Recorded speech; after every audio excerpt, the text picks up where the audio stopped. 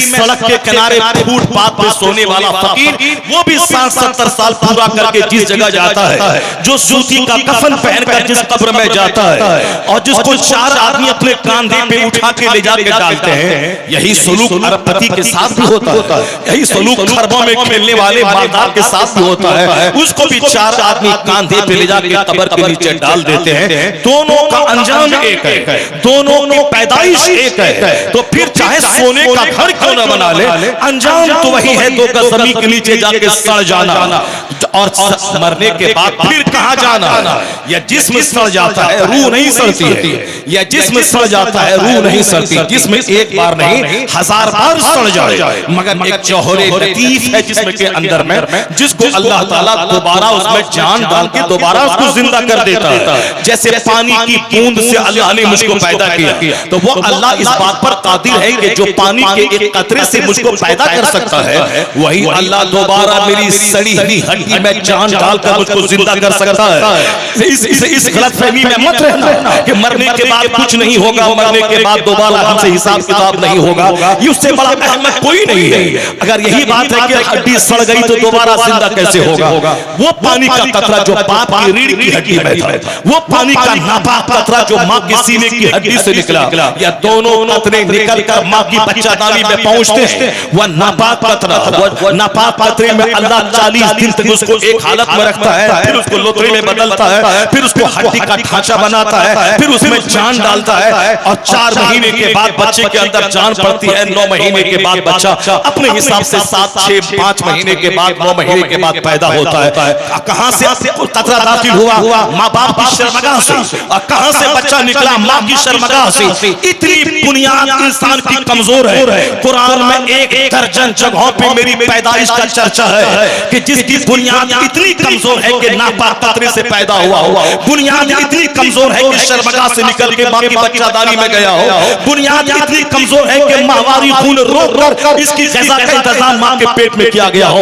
उस इंसान को सेब नहीं देता कि सीना तान के चले, उस इंसान को सेब नहीं देता कि सर उठा के चले, उस इंसान को सेब नहीं देता कि अल्लाह की ज़मीन को अत्याचार से भर दे, उस इंसान को सेब नहीं देता कि बोले आई एम ग्रेट, मैं बड़ा हूं, तू क्या बड़ा होगा। जो शर्मगाह से निकला है, जो बच्चादानी में मां का माहवारी खून पी के निकला है, उसको सेब नहीं देता कि वह बड़ा हो जाए। इसलिए मैं कहता हूं, जब एक बंदा इस हकीकत पे गौर करता है तो पेशानी जमीन पे रख के कहता है, मैं कमजोर हूं, तू ताकतवर है, मैं मोहताज हूं, तू गनी है, मैं जलील हूं, तू इज्जत वाला है, ए अल्लाह मैं बंदा हूं, तू मेरा खुदा है, मैं कुछ नहीं हूं, तू ही सब कुछ। वाह वाह, नारे तकबीर, जरा बुलंद आवाज से नारे रिसालत, मदरसा गुलशन तैयबा, जश्न दस्तारे हिफ्ज़ो क़िराअत, 50 करोड़ का बंगला बना ले, एक नहीं 50 बिल्डिंग बना ले गिरिडीह में, अंजाम आखिर मौत है। उसी 2 गज ज़मीन के नीचे जाता है, और जाने के बाद सड़ नहीं जाना, एक नई जिंदगी का आगाज वहां से होता है। इस जिंदगी का यौम इख्तिताम है 100 साल के अंदर। मरने के बाद जिस जिंदगी का आगाज होता है, उसका कोई यौम इख्तिताम नहीं है, द डे ऑफ एंडिंग नहीं है। वहां का एक दिन कुरान की जबान में काना मिक़दारुहु 50 अल्फ सना, यानी जिस दिन की मिक़दार दुनियावी गिनती के हिसाब से 50,000 साल के बराबर वहां का एक दिन है। मरने के बाद का दिन, the world of here after, इस दुनिया के बाद जो दुनिया आती है वो दुनिया खत्म नहीं होगी, वहां तो मौत को ही ज़बह कर दिया जाएगा। दुनिया में कैंसर हो जाए तो अंजाम मौत है, दुनिया में दोनों किडनी फेल हो जाए तो अंजाम मौत है, मगर मरने के बाद जो जिंदगी शुरू होती है वहां मौत ही नहीं है, वहां मौत को ज़बह कर दी जाती है। अब बाग है तो बाग है, आग है तो आग है। तो अक्लमंद आदमी पागल बन के दुनिया के हासिल करने के पीछे खरबों साल की आग नहीं मोल लेगा। वह बेवकूफ है जो 2 दिन आराम से रहे और 2 करोड़ साल आग में जलने के लिए तैयार हो जाए। अक्लमंद है वो जो 2 दिन सूखी रोटी खा के मोटा छोटा पहन के किराए के घर में रह के मिट्टी की दीवार में रह के गुजार ले। चलो 2 दिन तकलीफ है, अगर यहाँ तकलीफ झेल लिया और यहाँ मैंने अल्लाह की इबादत की तो खरबों साल की जन्नत अल्लाह ने मेरे लिए। आज जो सारी दुनिया परेशान है, इसीलिए परेशान है कि आखिरत की बात ही दिमाग से निकल मरने के बाद की जो दुनिया है उसका तसव्वुर ही निकल गया। जबकि कुरान करीम में सूरह फातिहा से लेकर सूरह नास तक हर सूरत में सबसे ज्यादा जिसका चर्चा हुआ है वो आखिरत का चर्चा है, वो जन्नत का चर्चा है। आप पढ़ ले 2-4-5 सूरतों को आप पढ़ ले, सिर्फ आखिरत का चर्चा। आखिरत मतलब इस दुनिया के बाद जो दुनिया आने वाली है उसका चर्चा। लेकिन आज एक पढ़े लिखे घर से लेकर शाही घराने तक 24 घंटे में एक बार भी आखिरत का चर्चा नहीं होता है। अपने बच्चों के सामने कोई नहीं बोलता कि मेरे लाल अगर तुम डीएम भी बन जाओ, 5 लाख महीना भी कमा लो, 50 करोड़ की फरारी भी खरीद लो, तो भी मेरे बेटे दुनिया छोड़ के मरना है, अल्लाह को मुंह दिखाना है और वहां सारी नेमत के बारे में सवाल होगा कि तुमने जमीन का क्या हक अदा किया, आसमान की सूरज की रोशनी का क्या हक अदा किया, जवानी तुमने कैसे गुजारी, माल कहां से कमाया, माल किस रास्ते में खर्चा किया, तुमने जिंदगी किस काम में गुजारी। बेटे इसका सवाल होना है, चाहे डीएम बनो के एसपी बनो के खरबपति बनो के चपरासी बनो, मगर वहां जवाब देना होगा ताकि मेरे बेटों के दिल दिमाग में बात रहे कि मैं प्रोफेसर भी बन जाऊं मुझको मर के हिसाब देना है, मैं प्रधानमंत्री भी बन जाऊं तो भी मुझको मर के हिसाब देना है। यहाँ चपरासी भी कहता है मरने के बाद क्या होगा कौन जान रहा है, मास्टर बोलता है मरने के बाद क्या होगा कौन देखा है, यहाँ साहब एक पीएचडी डिग्री होल्डर बोलता है मरने के बाद क्या होगा कौन देखा है। ये बता दे कि कसूर है किसका। अगर एक नौकरी के चक्कर में मेरा बेटा काफिर हो जाए, अगर एक लड़के के चक्कर में मेरी बेटी काफिरा हो जाए, कसूर किसका है? न मौलाना का कसूर है, न किसी सिस्टम का कसूर है, न मरकज का कसूर है। कसूर उस बाप का है जिस बाप के सामने बच्चा 15 साल तक जिंदा रह के जवानी की दहलीज में कदम रखा। कसूर उस माँ का है जिस माँ ने अपनी गोद में बच्चों को दूध पिला के खिला के नर्स की तरह सेवा करके 15 साल के आगे उसको जवान बनाया। तो कसूर उस माँ बाप का है जिस माँ बाप ने कहा कि वो इंजीनियर बना इतना कमा लिया, वो डॉक्टर बना इतना कमा लिया, वो दिल्ली पंजाब में जाके ठेकेदारी की, वो 10 घर बना लिया। तो बच्चों के दिमाग में वही ठेकेदारी घुसी हुई है, मुझको ठेकेदार बनना है, मुझको करोड़ों का घर बनाना है, मुझको इंजीनियर बनना है, मुझको डॉक्टर बनना है। अब चाहे उसके लिए नमाज छोड़नी पड़े, रोजा छोड़ना पड़े, हज छोड़ना पड़े, ज़कात छोड़ना पड़े, इस्लाम छोड़ना पड़े, मौलाना मौलवी छोड़ना पड़े, मुझको माल चाहिए क्योंकि माँ बाप ने गुट्टी में माल की मोहब्बत पिला दी है। जिस दिन अगर माँ बाप अपनी औलाद की गुट्टी में पिला दे, चाहे प्रधानमंत्री बनो या चपरासी, ये दुनिया की किसी चीज को करार नहीं है। आज धूप कल छांव, आज जिंदगी कल मौत, आज बीमारी कल आसानी, ये दुनिया की किसी चीज को करार नहीं है। करार रहने वाली चीज वो आखिरत है, हमेशा उसको दिमाग में रखना। अगर ये बात अगर बाप ने बच्चों की गुट्टी में पिला दिया तो ना कोई नौकरी काफिर बना पाएगी, ना कोई खूबसूरत लड़की काफिर बना पाएगी। अगर कोई बोलेगा मैं तुझे डीएम बना दूंगा, वह ईमान छोड़ना पड़ेगा। तो जिस बाप ने गुट्टी में ईमान पिलाया है वो बोलेगा सारी जिंदगी मैं चपरासी बन के रहूंगा, मैं ईमान का सौदा नहीं करूंगा। क्योंकि डीएम अगर बन गया तो दुनिया की 4 दिन की चांदनी है, मरने के बाद क्या जवाब दूंगा। ईमान अगर बचा रहा तो दुनिया मिले ना मिले जन्नत तो अल्लाह ने हमारे लिए तैयार करके रखा है। इसलिए कोई लड़की अगर हमारे लड़के को ऑफर करे कि ईमान छोड़ दे मैं तुझको मिल जाऊंगी, मुझे यकीन है कि जिस बच्चे की गुट्टी में इस्लाम पिला दिया गया, मेरा बेटा उस लड़की के मुंह पे थूक देगा और कहेगा सारी जिंदगी कुंवारा रह जाऊंगा मगर ईमान का सौदा नहीं दूंगा। बहुत अच्छे, बहुत अच्छे। ये बातें वो बोलेगा जिसकी गुट्टी में इस्लाम पिला दिया होगा। माँ बाप ने अपने बाल बच्चों के दिमाग में आखिरत की, जन्नत की, उस वहां की बहारों की सारी बातें की होंगी। आज जो हमारे बच्चे बिगड़ रहे हैं कसूर सिर्फ हमारा है कि दुनिया का चर्चा हर जबान पे है, आखिरत का चर्चा ही नहीं, और कोई आखिरत की बात सुनना ही नहीं चाहता। इसीलिए सारे लोग पागलों की तरह एक दूसरों की नकल कर रहे हैं। हाथ में धागा है, नकल किसकी है? फिल्म इंडस्ट्रीज के एक्टर की। साहब गले में सोने का चैन है, नकल किसकी है? क्या किसी मौलाना के गले में चैन है? क्या किसी मौलाना ने बोला कि जब तुम गरीब थे तो कुछ नहीं थे, अभी दिल्ली पंजाब में जाके ठेकेदार बन के तुम कमाए हो तो सोने का चैन पहनो? माल तेरे पास है तो कौन पहनेगा, पैसा तेरे पास हो हाथ में सोने का कंगन पहनो। एक मौलाना नहीं बोले। अगर ऐसा कोई बोलेगा मौलाना ही नहीं होगा, ऐसे ही दाढ़ी वाला होगा, जुब्बा वाला होगा, टोपी वाला होगा, और फिर वह गुजराती तौलिया वाला होगा, मगर वह आलिम नहीं होगा। गुजराती तौलिया डालना अलग है, दाढ़ी रखना अलग है, टोपी पहनना अलग है, जुब्बा पहनना अलग है। इल्म का संबंध यहाँ दिल से, गहरा संबंध यहाँ से है। इसलिए ज़ाहिरी शक्ल सूरत को नहीं देना है, और ज्यादा जोर ज़ाहिरी शक्ल सूरत पे नहीं देना है, ज्यादा जोर किताब पे देना है, इल्म पे देना है, इल्म पे अमल पे देना है। और आज ये ज़ाहिरी शक्ल सूरत वाले हर गली में मिलेंगे, लेकिन अगर उनसे कह दें कि साहब आप बुखारी शरीफ के हदीस पाक सुना दीजिए सनद और मतन के साथ, तो नहीं सुना पाएंगे। इसका मतलब है मेहनतें नहीं की है, सिर्फ ज़ाहिर सजाने में मेहनतें की है। एक मौलाना नहीं बोलेगा कि तेरे पास माल नहीं था तो तुम अंगूठी तक नहीं पहनते थे, अब माल है तो अब तुम क्यों नहीं सोने का चैन पहनोगे। नहीं, जिसके सीने में जर्रा बराबर गैरत इल्म मौजूद है वो यही कहेगा, चाहे गरीब रहो चाहे खरबों में खेलो, सोने का चैन पहनना मर्द के लिए हराम है, सोने का कंगन पहनना मर्द के लिए हराम है, सोने की अंगूठी पहनना मर्द के लिए हराम है, रेशम का कपड़ा पहनना मर्द के लिए यहाँ हराम है। यहाँ हराम इसीलिए है कि दुनिया का 100 साल 1 सेकंड है, तो अल्लाह ये चाहता है कि 1 सेकंड तू सब्र कर ले, ताकि यहाँ रेशम न पहने।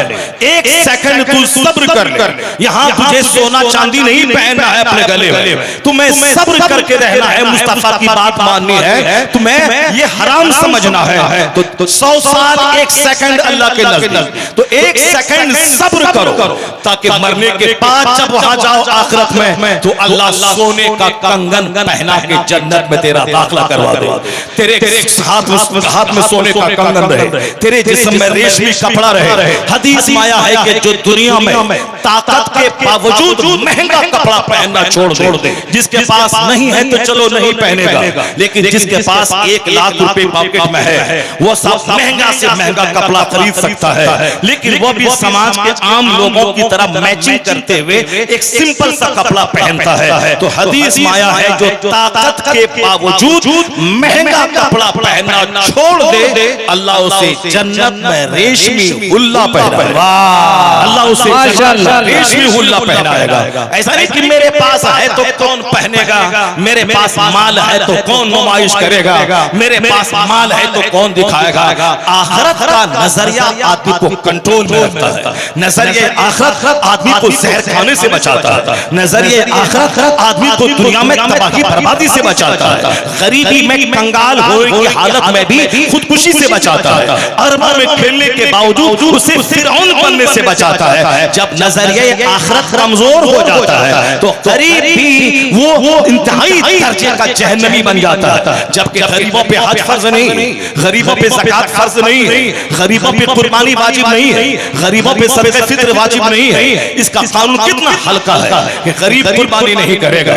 माल वाले से पूछा जाएगा कि तुम सड़ा हुआ जानवर ज़बह कर रहे हो या तुम्हारे पास पैसे हैं 1 लाख का बकरा तुम ज़बह कर रहे हो, ये मालदारों से सवाल होगा कि पुलसरात पे ये तुम्हारी कुर्बानी के जानवर सवारी का काम आएंगे, तो मरियल और सड़ा हुआ जानवर तुमने क्यों ज़बह किया? सिर्फ एक खेता पूरा करने के लिए, एक कर्ज अदा करने के लिए, ताकि हमने भी कुर्बानी की है। जबकि हदीस में आया है कि सम्मिनू ज़हायाकुम फ़इन्नहा अला सिराते मतायाकुम, अपनी कुर्बानी को मजबूत मोटा ताजा जानवर ज़बह किया करो, क्योंकि ये जानवर पुलसरात में क़यामत के दिन सवारी के काम आएंगे। तो अब 1 लाख रुपए गोश्त खाने के लिए नहीं, मोटा ताजा जानवर ज़बह करे, ये माल वाले गरीब पे सवाल नहीं होगा। गरीब पे कुर्बानी वाजिब ही नहीं, जो साहिब निसाब नहीं कुर्बानी वाजिब नहीं है, गरीब पे ज़कात फर्ज नहीं है। तुमने 1 लाख में 2500 रुपए ज़कात निकालना है, 1 करोड़ में 2.5 लाख ज़कात निकालना है, 100 करोड़ अगर मेरे पास है तो 2.5 करोड़ रुपए ज़कात निकालना है। अगर 2.5 रुपया भी नहीं निकाला सारा माल नापाक हो जाएगा, सारा माल तबाह बर्बाद हो जाएगा। हदीस में आया है कि जो माल बारिश की वजह से बर्बाद होता है या जो माल बारिश न होने की वजह से बर्बाद होता है, ये सारी बर्बादियां ज़कात न देने की वजह से होती है। सारी बर्बादियां, जब लोग ज़कात नहीं निकालते, निकला था 2.5 लाख, निकाला 50,000, सोचा बहुत निकाल दिया, निकल रहा था 5 लाख, निकाल दिया 2 लाख, बोला अरे 2 लाख मैंने निकाल दिया, बहुत निकाल दिया, एक पैसा भी ज़कात अगर अच्छे माल में मिला रहा, सारे माल को तबाह बर्बाद कर डालेगा। आज लोग शिकायत करते हैं कि बेमौसम बारिश हो रही है, शिकायत करते हैं कि सारी मेरी फसलें डूब गई खेत में, क्या उस पर गौर नहीं करते कि बेमौसम बारिश हो क्यों रही है, फसलें मेरी जल क्यों रही है, फसलें मेरी डूब क्यों रही है, जबकि हुजूर ने 1400 साल पहले कहा था हस्सिनु अम्वालकुम बिज़्ज़कात, यानी ज़कात देकर अपने माल को मजबूत किले में बंद कर लो, तेरा माल बर्बाद नहीं होगा। जिसकी ज़कात निकल गई वह माल सेफ हो गया। और ज़कात ना देने की वजह से बेमौसम बारिश होती है, ज़कात ना देने की वजह से बारिश के मौसम में भी धूप रहती है, जमीन जलती है, ये ज़कात ना देने की वजह से। ये सवाल होगा किससे? माल वाले से, गरीब से नहीं।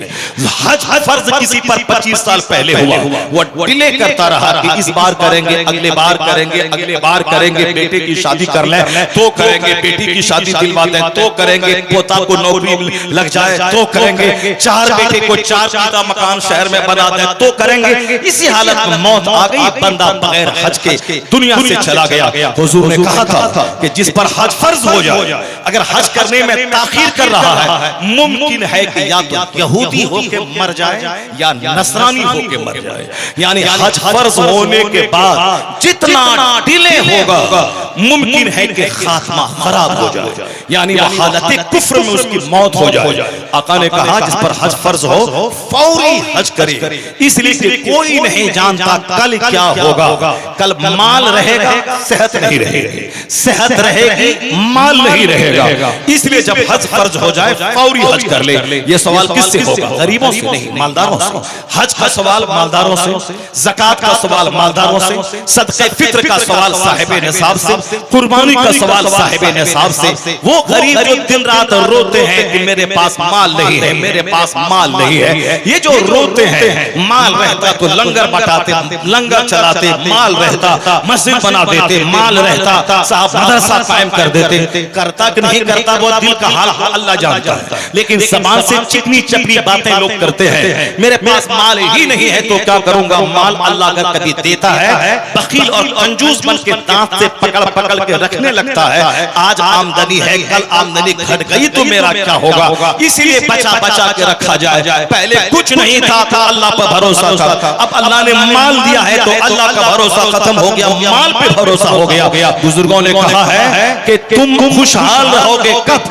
जो तेरे हाथ में है उससे ज्यादा उस पर भरोसा करो जो खुदा के हाथ में है। अगर ऐसा भरोसा करोगे तो अल्लाह तुम्हें खुशहाल और मालदार बना देगा, अल्लाह तुम्हें कंगाल होने से बचा देगा। माल पे भरोसा नहीं, औलाद पे भरोसा नहीं, अपनी मुलाजमत पे भरोसा नहीं, अपनी जमीन की फसलों पे भरोसा नहीं। वमन यतफक्कल अलल्लाहि फहुवा हस्बुह, जो अल्लाह पे भरोसा करता है अल्लाह उसके लिए काफी हो जाता है। अब जरा गौर से सुनिए, ये मालदार से हज का सवाल होगा।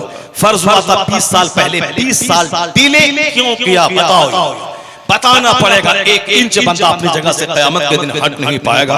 लेकिन गरीबों से क्या सवाल? कुछ नहीं। गरीबों से सिर्फ इतना सवाल होगा कि तुमने 5 वक्त की नमाज क्यों नहीं पढ़ी? जबकि नमाज पढ़ने में 8 घंटे का टाइम नहीं लगता है। जिस मजदूरी करके 500 रुपए कमाने में 8 घंटे की ड्यूटी देनी है, ईंट ढोना है 8 घंटे तक, सरकारी नौकरी करनी है तो 5 घंटे तक, तो 5 घंटे पेट के लिए तुमने निकाला, 8 घंटे ईंट ठोके तुमने पेट के लिए 500-700 रुपए तुमने कमाया। तो जिसने सारी कायनात बनाई, जिसने तुम्हारे अल्लाह ने जिसने पेट में मशीन लगा दी, पत्थर भी डालो तो पत्थर भी पिस जाता है। अल्लाह ने किडनी जैसी नेमत दी कि खराब हो तो 50 करोड़ में भी किडनी नहीं मिलेगी। अल्लाह ने ज़बान जैसी नेमत दी, आंख जैसी नेमत दी, कान जैसी नेमत दी कि 10 लाख की मशीन लगा के लोग सुनते हैं और तुम बगैर मशीन के सुनते हो। इसका तुमने क्या हक अदा किया? आया है किताबों में कि जो 5 वक्त, फजर में 10 मिनट, जोहर में 15 मिनट, असर में 10 मिनट, मगरिब में 12 मिनट, इशा में 15 से 20 मिनट, सिर्फ 24 घंटे में 1 घंटा 24 घंटे में 23 घंटा तेरे लिए, 8 घंटा काम करने के लिए, 8 घंटे सोने के लिए, बाकी और दीगर ज़रूरियात के लिए सिर्फ 1 घंटा जिस रब ने तुझे बनाया उसकी इबादत के लिए निकाल। और जब तू सजदा करेगा तो सर से लेके पांव तक जितना पार्ट्स है सारे पार्ट्स की नेमत का शुक्राना अदा हो जाएगा। सारी नेमतों का शुक्राना। 8 घंटे रात में गहरी नींद लेने के बाद जब बंदा फजर की नमाज अदा करता है तो ऐसा है जैसे 8 घंटे की गहरी नींद की नेमत का शुक्र अदा कर दिया। फजर से लेके ज़ोहर कोई नमाज फर्ज नहीं है। ये वक्त है काम करने का, ये वक्त है खेत खलियान जाने का, ये वक्त है फैक्ट्री में जाने का, ये वक्त है स्कूल और कॉलेज जाने का, ये वक्त है अपनी दुकान में बैठने का ताकि खुद कमाओ और दूसरों को भी खिलाओ, खुद खाओ। जब माल रहेगा तब न ज़कात निकालोगे, जब माल रहेगा तब न फितरा निकालोगे, जब माल रहेगा तब न 1 लाख का बकरा ज़बह करके अपने गरीब और अपने दोस्तों को बांट दोगे, माल रहेगा तब न अपनी मां की खिदमत करके जन्नत खरीदोगे, माल रहेगा तब न अपने गरीब बूढ़े बाप का इलाज करा के जन्नत खरीदोगे, माल रहेगा तब न तलाकशुदा बहन के बाल बच्चों की परवरिश करके जन्नत खरीदोगे, माल रहेगा तब न अपने गरीब भाई की मदद करोगे, माल नहीं रहेगा तो हाथ फैला के इंतजार करोगे कौन दिल्ली से आ रहा है पैसा दे ताकि इलाज कराओ, कौन सऊदी अरब से आ रहा है पैसा दे ताकि मैं इलाज कराऊं, कौन इलाके का सेठ है ताकि वो दे गेहूं धान चावल दे ताकि बेटी की मैं शादी कराऊं। अल्लाह नहीं चाहता कि तू मस्जिद के दरवाजे पे जलील हो जाए, अल्लाह नहीं चाहता कि तू सेठ के दरवाजे पर 1 घंटा बैठकर अपनी इज्जत नफ्स का सौदा करके तब वहां 2 बोरी चावल लेके वहां से आओ। अल्लाह ये नहीं चाहता। अल्लाह ने इशा के बाद से लेके फजर तक कोई नमाज फर्ज नहीं की। तहज्जुद पढ़ो तो सवाब नहीं, पढ़ो तो कोई गुनाह नहीं, लेकिन ये 8 घंटे सोने के लिए ताकि खूब आराम करो। उसके बाद जब फजर की नमाज पढ़ने के बाद जमीन में फैल जाओ, फजर से लेके ज़ोहर तक मुकम्मल 8 से लेके 10 घंटे तक कोई नमाज फर्ज नहीं है। इशराक पढ़ो सवाब है, नहीं पढ़ो कोई गुनाह नहीं, चाश पढ़ो सवाब है, नहीं पढ़ो कोई गुनाह नहीं, क्योंकि कोई नमाज फर्ज नहीं है। ज़ोहर फजर से लेके ज़ोहर तक कोई नमाज फर्ज नहीं है। इसलिए कि ये टाइम है खेत खलियान में काम करने का, दुकान में बैठने का, खुद कमाने का, खाने का, दूसरों को खिलाने का। ज़कात फर्ज होता है कि दूसरों को दे, कुर्बानी का जानवर ज़बह करे दूसरों को खिलाए, माँ बाप की खिदमत करे। ये जलील बन के हाथ न फैलाए बल्कि हाथ ऊपर रख के दूसरों को देने वाला बन जाए। आप देने वाला बन जाए। अल यदुल उलिया खैरुम मिनल यदि सुफला। गिवर है, is greater than the taker है। टेकर हैंड लेने वाला जिल्लत टपकती है और गिवर हैंड देने वाला उससे सखावत टपकती है। तो इस्लाम ये नहीं चाहता कि मुसलमानों में भिखारी ज्यादा हो जाए, बल्कि मेरे खुदा ने कुरान करीम में मुझको जीने का तरीका बताते हुए कहा तुम ये दुआ करो रब्बना आतीना फिद दुनिया हसना व फिल आखिरति हसना व क़िना अज़ाबन्नार। यानी ए अल्लाह मेरे लिए दुनिया में भलाई अता फरमा, मेरे लिए आखिरत में भलाई जन्नत अता फरमा। तो जिस तरह दुनिया में भलाई बगैर मेहनत के नहीं मिलती है, मेहनत भलाई देने वाला अल्लाह है, माल देने वाला अल्लाह है, मगर मुझको तो जमीन में फैलना होगा, मुझको तो मेहनत करनी होगी, मुझको तो आम का एक पेड़ लगाना होगा, तब अल्लाह 1000 आम का फल मुझको देगा, मुझको तो एक बासमती धान का एक दाना डालना होगा, तब अल्लाह 1000 दाना मुझको देगा, मुझको तो मकई का एक दाना जमीन में डालना होगा, तब अल्लाह ताला मुझको वहां से 1000 दाने वाला मकई का पौधा मुझको देगा। यानी तुम जमीन में फैल जाओ, तुम दाना डालो, बाकी अल्लाह 1000 तुझको देगा। तुम मेहनत करो, अल्लाह मेहनत का तुझे फल देगा, इतना देगा कि तू ले नहीं पाओगे। तुम तुम जमीन पे फैल जाओ, तुम जमीन में एक दाना डाल दो, वो दाना सड़ा कर अल्लाह जबरदस्त फसल निकाल कर कई लाख दाने तुझको अता कर देगा।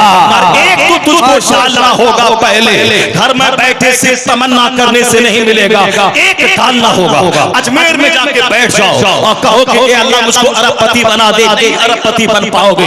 पहले तुझको कारोबार करने के लिए कदम बढ़ाना पड़ेगा, मेहनत करनी पड़ेगी, ऑनेस्टी से काम लेना पड़ेगा, उसके बाद अजमेर चला जाओ। मैं रात रात जाग करके मैंने फैक्ट्री में काम किया है, मैं रात दिन भर मैंने मेहनत करके मैंने इस काम को इम्प्रूव किया है, मेहनत मेरी तरफ से। अब एक ख्वाजा बाबा आप दुआ करते हैं हमारे लिए ताकि खुदा की रहमत नाज़िल हो जाए। इधर से मेहनत चलेगी, उधर से गरीब नवाज के हाथ दुआ के लिए उठेंगे और आसमान से रहमतों की बारिश होगी, कामयाबी कदम चूमेंगे। क्या कहने हर फील्ड में यही है पढ़ने लिखने वाला उस्ताद का सिर पांव दबाए कि मैं बहुत बड़ा खतीब बन जाऊं, मैं बहुत बड़ा राइटर बन जाऊं, मैं बहुत बड़ा मुदर्रिस बन जाऊं, नहीं होगा। बल्कि सिस्टम है कि कोई बंदा अपने उस्ताद का पांव सिर्फ 10 मिनट दबाए, अब बाकी 10 घंटे किताब पढ़े। उस्ताद का कपड़ा 10 मिनट साफ करे और किताब में 10 घंटे टाइम लगाए, तो इधर से मेहनत जाएगी, उधर से उस्ताद की दुआ आएगी, फिर क्या होगा, बंदा फकीह आजम बन जाएगा, अपने वक्त का मुहद्दिस बन जाएगा, अपने वक्त का राइटर बनेगा, अपने वक्त का फिलोसोफर बनेगा। यहाँ सिर्फ दुआओं से काम नहीं चलता, यहाँ मैदाने बद्र में मदीना से निकल के जाना पड़ता है, 313 मुजाहिद को लेके जाना पड़ता है, कील कांटे दुरुस्त करने पड़ते हैं, फिर रमजान के दिन में लड़ने का शौक पैदा किया जाता है। उसके बाद झोपड़े पे खड़े होकर पैगंबर आजम रो रो के रब की बारगाह में दुआ करते हैं। ये दुआ मदीने में भी हो सकती थी, मगर मुस्तफा मैदाने बद्र मदीने से 200 किलोमीटर दूर जाकर वहां आपने तलवार थमाकर जंग की मशक करा के शहादत का जुनून चढ़ा के उसके बाद आपने दुआ की है। क़यामत तक के लिए कानून बन गया कि पहले मैदान में निकल जा, पहले मेहनत कर, उसके बाद दुआ कर, फिर अल्लाह ताला 5000 फरिश्तों से मुसलमानों की मदद कर दिया। वो फतह मुबीन लिखी गई कि आज यूरोप का दानिश्वर कहता है इस्लाम कमजोर कैसे होगा। चाहे हिंदुस्तान में कोई नाचे कूदे या कोई टेलीविजन का एंकर नाच के इस्लाम के खिलाफ बात करे, ये नाचते हुए मर जाए, चाहे अमेरिका का एंकर नाचते हुए मर जाए, चाहे ट्रंप मर जाए, चाहे नेतन्याहू नाच के मर जाए, चाहे फ्रांस और कनाडा का प्रेसिडेंट नाच के मर जाए, इस्लाम मिटा देंगे, इस्लाम का मिटा देंगे, मुसलमानों को काट देंगे। ये चाहे 1000 नाचे कूदे, ये नाच के तुम मर जाएगा, मगर इस्लाम को ना खतरा कोई पहले था ना आज है, ना क़यामत तक रहेगा। हमने यही देखा है, दुश्मनी बढ़ती जाती है, इस्लाम लाने वालों की तादाद में इजाफा होता चला जाता है। नारे तकबीर, दोनों हाथ उठाकर नारे तकबीर, नारे रिसालत, मज़हबे इस्लाम। इस्लाम के बारे में कोई तबसरा मत करना, गिरगी में चाय की दुकान पे चुस्की लेके इस्लाम खतरे में आ गया है। इस्लाम के बारे में तबसरा मत करना, फिलिस्तीन में ये हो गया तो वहाँ ये हो गया, वहाँ मॉब लिंचिंग हो गई तो वहाँ ये हो गया, इस्लाम खतरे में आ गया। अल्लाह की कसम, 1 करोड़ बार अल्लाह की कसम खा के मैं कहता हूँ, इस्लाम को कोई खतरा न पहले था न आज है न क़यामत तक रहेगा। अगर कोई नेता बोलता है तो झूठ बोलता है कि इस्लाम खतरे में आ गया, अगर कोई मौलवी बोलता है तो झूठ बोलता है कि इस्लाम खतरे में आ गया। इस्लाम खतरे में था कब? इस्लाम अल्लाह का पसंदीदा दीन है। अल्लाह वो है जिसका मद्दे मुकाबिल कोई खुदा नहीं है। अल्लाह वो है जो दुनिया बनाना जानता है, 1 सेकंड में सारा शहर गुजारना भी जानता है।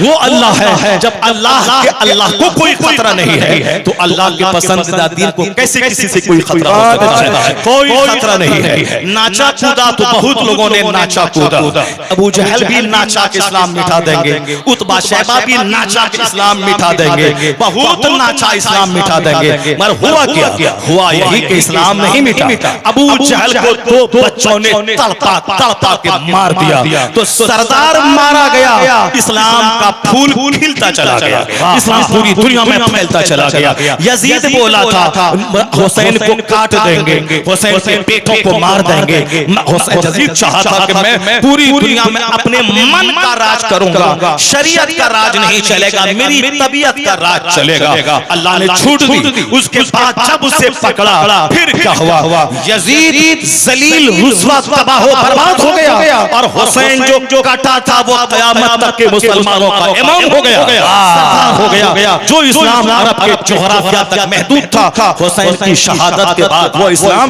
तूफान बन के अरब से निकला, बादल बनकर पूरी दुनिया में छाता चला गया।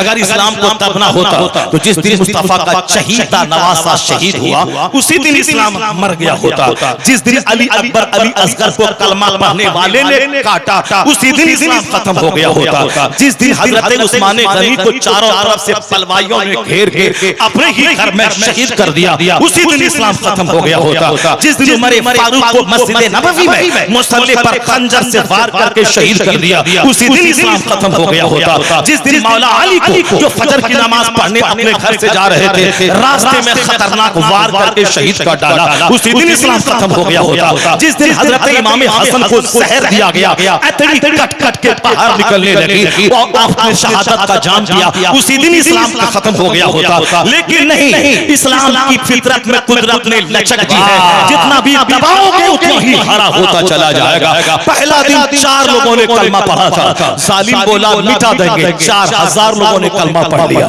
फिर जालिम बोला मिटा देंगे, 4 लाख लोगों ने कलमा पढ़ लिया। फिर जालिम बोला मिटा देंगे, 4 करोड़ लोगों ने कलमा पढ़ लिया। फिर बोला काट देंगे मुसलमानों को, 100 करोड़ लोगों ने कलमा पढ़ लिया। अभी 50 साल तो मेरी उम्र है, 55 साल, 10 साल माइनस करते हैं, 45 साल से तो मैं सुन रहा हूँ कि इस्लाम खतरे में आ गया, वहाँ इस्लाम पे खतरा है, अमेरिका में खतरा है, मौलाना की खिताबत में वही बात है, तहरीर में वही बात है, मंथली मैगजीन में वही बात है। अगर खतरा है तो 100 करोड़ था, घट के 50 करोड़ हो जाना चाहिए था, 50 करोड़ था, घट के 25 करोड़ हो जाना चाहिए था, 25 करोड़ था, खतरा बढ़ा, अमेरिका यूरोप हिंदुस्तान के मुश्रिक दुश्मन बने, घट के 10 करोड़ हो जाना चाहिए था। लेकिन हुआ क्या, 100 करोड़ था, मगर आज की तारीख में पूरी दुनिया में 200 करोड़ मुसलमान जिसके नाम के साथ लफ्ज़ मोहम्मद जुड़ा हुआ है। ये मोहम्मद, ये अहमद, ये मोहम्मद फैज, ये मोहम्मद सुबैर, ये मोहम्मद अरसलान, ये मोहम्मद शहरियार, ये मोहम्मद आसिफ, ये क्या है, 200 करोड़ मोहम्मदी फौज अभी दुनिया में मौजूद है। इसलिए मैं कहता हूँ दुश्मनी बढ़ने दे, यही मैंने 1400 साल में देखा है। जब जब दुश्मनी बढ़ी है, मुस्तफा के गुलामों की तादाद में इजाफा होता है। नारे तकबीर, नारे रिसालत, है नूरे खुदा, कुफ्र की हरकत पे खंदाजन, फूंकों से चराग बुझाया जाएगा। अलबत्ता इस्लाम तो खतरे में नहीं, हम अगर कमजोर मुसलमान हैं तो हम खतरे में, बेनमाजी मुसलमान खतरे में, झूठ बोलने वाला मुसलमान खतरे में, मस्जिद को उजाड़ने वाला मुसलमान खतरे में, दौलत की मोहब्बत में काफिरों को पीछे छोड़कर माल माल मान करने वाला मुसलमान खतरे में है। अलबत्ता इस्लाम खतरे में नहीं है। इस्लाम का तो वो कमाल है कि हमने 1400 साल में यही देखा कि जब एक बिरादरी को दबाया गया, उसको एक कुएं के पास पानी पीने के लिए नहीं दिया गया कि हम अगड़ी जाति के लोग हैं, तुम पिछड़ी जाति के लोग हो, तुम भगवान के पैर से पैदा हुए हो और मैं भगवान के सर से पैदा हुआ हूं, इसलिए तुम मेरी गुलामी करेगा, चप्पल सीधी करेगा, गाय चराएगा, भैंस का दूध दूहेगा। तुम पिछड़ी जाति के लोग, जहां मैं पूजा करूं तुम नहीं बैठेगा, जहां मैं पानी पीऊं तुम नहीं पिएगा, जिस गिलास में तुम पानी पियोगे मैं उसे तोड़ दूंगा। ये एक मजहब का मानने वाला एक आदमी है, उसके बावजूद इज्जत नहीं मिली, हमेशा जलील होता रहा, हमेशा अपने आप को दबा समझता रहा। लेकिन जब उन लोगों ने देखा कि एक भंगी पखाना ढोने वाला जुमा के दिन जुमा की नमाज से आधा घंटा पहले वो कलमा पढ़ के मुसलमान बन गया, मुसलमान बना, नहाया धोया, अब वह मस्जिद में दाखिल हो गया। अब वह मस्जिद में जहां सैयद साहब बैठे हैं, वहां 1 घंटा पहले जो भंगी था वो सैयद साहब के बाजू में बैठा हुआ, 1 घंटा पहले भंगी था वो शेख साहब के बाजू में बैठा हुआ है। रमजान का दिन है, एक भंगी पखाना ढोने वाला कलमा पढ़ के मोमिन बन गया। अब जिसको इज्जत वहां 50 साल में नहीं मिली कि गिलास में पानी पिए तो गिलास तोड़ा जाए, चटाई पे बैठ जाए तो चटाई को जलाया जाए, कुआं में पानी पी ले तो कुआं को तोड़ दिया जाए, अगर वो इबादतगाह में घुस जाए इबादतगाह को धोया जाए। यानी एक मजहब का मानने वाला फिर भी इस कदर हकारत और नफरत की निगाह से उन कमजोरों को देखा जाता था। इन लोगों के ज़मीर ने कहा यहाँ 50 साल से इनके साथ में हूं तो इज्जत नहीं मिली, और यहाँ 50 मिनट पहले रमजान में अगर कोई तौबा करके मुसलमान बना, इस्लामी परिवार में दाखिल हुआ, तो जहाँ सैयद, पठान, नदाब, जोलाहा, शेख, मंसूरी, अंसारी बैठकर जिस बर्तन में खाना खा रहा है, उसी बर्तन में उसी भंगी को भी बैठा दिया गया कि अब तुम मोमिन बन गए, अब हमारे भाई बन गए, गए जहां 50 साल तक कुएं में पानी पीने नहीं दिया गया और यहाँ 50 मिनट पहले कलमा पढ़ा तो शेख पठान के साथ बैठ के खाना खा रहा है। मालूम है तुम्हें ए मुसलमान, तुम नहीं समझते कि इस्लाम में क्या कमाल का जादू है। जब ये देखा तो 50 लाख काफिरों का ज़मीन ऐसा जागा कि 1 करोड़ साल में जितना ये कुफ्र नहीं फैला पाएगा, एक दिन में 50 लाख लोगों ने कलमा पढ़ के मुस्तफा की गुलामी। माशाअल्लाह। इस्लाम उस क्वालिटीज का जामे मजहब है जिस मजहब को कोई खतरा कभी नहीं था, और खतरा होगा कैसे? अल्लाह का पसंदीदा मजहब है, क्वालिटी से भरा हुआ मजहब है। जिस दिन जमीन जागेगा दुनिया का बच्चा बच्चा कलमा पढ़ के मुस्तफा का गुलाम हो जाएगा। यकीन नहीं आए तो आज ये जो नाच नाच के बोलता है, यहाँ से वहां कूद कूद के बोलता है, इस्लाम ये बोलता है मजहब पूछ करके कत्ल कर दिया, ये इस्लाम कहता है, ये इस्लाम सिखाता है। मैं कहता हूँ जालिम, एक काम हुआ और तुमने नमक मिर्च लगा के पूरे हिंदुस्तान में जहर आलूद फजा बना दी। हिंदुस्तान का एक मौलवी जो लाखों की तादाद में है, किसी मौलवी ने नहीं कहा कि जिसने भी पहलगाम में ऐसा काम किया है वो अच्छा किया है। अल्लाह की कसम कोई मौलवी ऐसा नहीं बोला कि अच्छा किया है। 40 करोड़ कमोबेश मुसलमान इंडिया में बसते हैं, वो चाहे जो कुछ बोलता है, 17, 30, 22 बोलता रहे। हम तो आज 1986 में एक मौलाना की तकरीर सुने थे इंडिया में कि 22 करोड़ मुसलमान पूरे हिंदुस्तान में है, तो आज भी 22 करोड़ ही अगर है तो कहां 1986 और कहां 2025, यानी 35 साल में भी वही 22 करोड़ रहेगा। 40 करोड़ कमोबेश मुसलमानों की मौजूदगी में, मुसलमानों की मौजूदगी में आज की तारीख में बता दे कि एक बंदा भी ये कहा हो कि जो कुछ हुआ कश्मीर में वह सही हुआ नहीं, सही हुआ। हमने भी कहा गलत, हमारे 40 करोड़ मुसलमानों ने भी कहा गलत। मुमकिन है कि इस्लाम को बदनाम करने के लिए किसी जालिम ने यह चाल चली हो, किसी जालिम ने साजिश रची हो। अभी तो कुछ भी हो सकता है, जो कुछ हुआ गलत हुआ, हमारा उससे कोई संबंध नहीं। गिरिडीह में 25,000 मुसलमान बसते हैं, अगर एक मुसलमान किसी लड़की का किडनैप करे और उसके साथ 5 लड़के मिलकर गैंग रेप करे तो ये नहीं कहा जाएगा कि गिरिडीह का सारा मुसलमान रेपिस्ट है, गिरिडीह का सारा मुसलमान मर्डरर है, गिरिडीह का सारा मुसलमान हत्यारा है। एक जलील अगर ऐसा कदम उठाया तो उसकी वजह से गिरिडीह के 25,000 मुसलमानों को मुर्दे इल्जाम नहीं ठहराया जाएगा। उसी तरह अगरचे मैं कहता हूं दोनों पॉसिबिलिटीज मौजूद है। एक तो है कि वो बंदा अपनी तरफ से जुर्म करके मुसलमानों को बदनाम करने के लिए चाल चली हो, लेकिन अगर ये बात नहीं है, अगर मुसलमान ही था उसने ऐसा कदम उठाया तो क्या मतलब है कि एक लुच्चा लफंगा के ऐसा कदम उठाने से हिंदुस्तान के 40 करोड़ मुसलमानों को नफरती और आतंकवादी नहीं बोला जाएगा। इस हम तो इतने बड़े मोहब्बत करने वाले देश के हैं कि अरबों मुसलमान जो हिंदुस्तान में मरे वो सब हिंदुस्तान के कब्रिस्तान में मौजूद है। तो जमीन के ऊपर है तो भी हिंदुस्तानी और जमीन के नीचे है तो भी हिंदुस्तानी। इससे बड़ा कौन देश से मोहब्बत करने वाला होगा? मेरा एक मुफक्किर ने कहा था आज से 70 साल पहले, अमेरिका से अच्छा हिंदुस्तान हमारा, चाइना से अच्छा हिंदुस्तान हमारा, नॉर्वे से अच्छा हिंदुस्तान हमारा, यानी इन सारे जहां से अच्छा हिंदुस्तान हमारा। हम बुलबुल हैं इसकी ये गुलसिता हमारा। हमारे मुफक्किर ने कहा था, थिंकर ने ये कहा था, हमारे उलमा ये कहते हैं, हम भी ये कहते हैं। हम तो अमेरिका से घूमने के बाद यही बोलेंगे कि हमारी सड़ी हुई गिरिडीह की सड़क व्हाइट हाउस से बेहतर है, क्योंकि सारे जहां से अच्छा हिंदुस्तान हमारा। हम बुलबुल हैं इसकी ये गुलसिता हमारा। हमको सनद नहीं चाहिए किसी दुबे जी से, हमको सनद नहीं चाहिए किसी जादव जी से, हमको हमको सनत नहीं चाहिए किसी पवार जी से कि आप देशभक्त हैं कि नहीं है। यही सबसे बड़ी मिसाल है कि जिंदा रहो तो भी इंडियन, और कब्र में चला जाओ तो भी इंडियन, ऊपर रहो तो भी हिंदुस्तानी, नीचे रहो तो भी हिंदुस्तानी।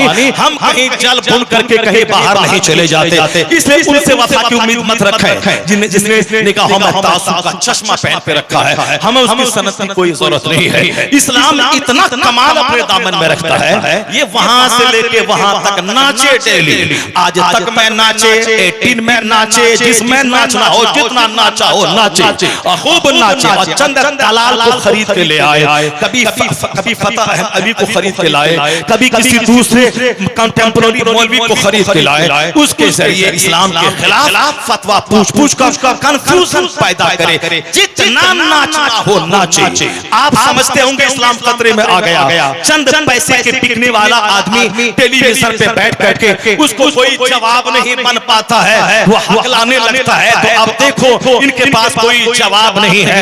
ये नहीं है जाहिरी शक्ल है, अंदरूनी शक्ल क्या है। कोई दिन ऐसा नहीं गुजरता जिस दिन हिंदुस्तान का एक फिलोसोफर कलमा पढ़ के मुसलमान न होता। कोई दिन ऐसा नहीं गुजरता जिस दिन अमेरिका का कोई साइंटिस्ट कलमा पढ़ के मोमिन न होता। कोई दिन ऐसा नहीं गुजरता जिस दिन चाइना जापान का कोई एक पढ़ा लिखा बुद्धिजीवी वह कलमा पढ़ के मोमिन न होता हो। अगर यही नहीं है, अगर ये बात सच नहीं है, तो आप हमारे पास उस पर पता चलेगा कि अमेरिका में 10 साल पहले 40 लाख मुसलमान थे, आज 80 लाख मुसलमान वहां। चाइना से 10 साल पहले 25 लाख मुसलमान थे, आज 50 लाख मुसलमान वहां कहां से आ गए। नॉर्वे कनाडा में जहां 50 लाख 25,000 मुसलमान थे, आज 50,000 मुसलमान कहां से आ गए। ये मुसलमानों की 5 साल के अंदर बढ़ती हुई तादाद ये कहां से आ गई। जिसका दिल जिंदा है, जो मर नहीं चुका है, जो तलवार चाटने वाला नहीं है, जो अंधभक्त नहीं है, आंख बंद करके किसी के पीछे चलने वाला नहीं है, जिसका ज़मीर जिंदा है, जिसकी आंख जिंदा है, जिसका दिल जिंदा है, जिसका इल्म जिंदा है, वो यही देखता है कि 1 साल पहले कहा था इस्राइल के यहूदी ने अमेरिका की मदद से कि 3 दिन में मैं गाजा को मिटा दूंगा। गाजा नाम का कोई मुल्क नहीं रहेगा हिंदू दुनिया में, मैं सारे मकानात को खंडर बना दूंगा और सबको मैं मार दूंगा।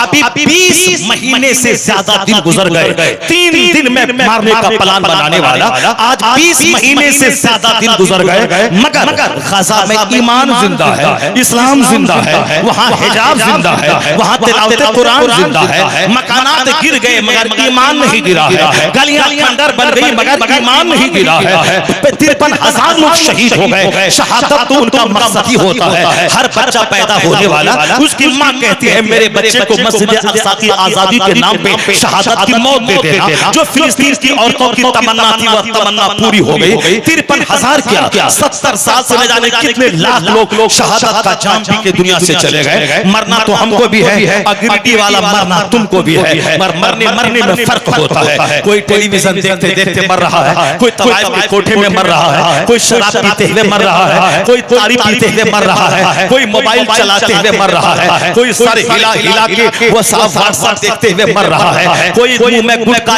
चबा के मर रहा है, कोई झूठ बोल के मर रहा है, कोई गाना सुन के मर रहा है, कोई गाना गा के मर रहा है, कोई शादी की महफिल में नाच के मर रहा है। तो शादी की महफिल में नाच के मरना और है, खिताबत करते हुए कारी रसूलुल्लाह बन के कलमा पढ़ के क्या कहने। नारे तकबीर, नारे रिसालत।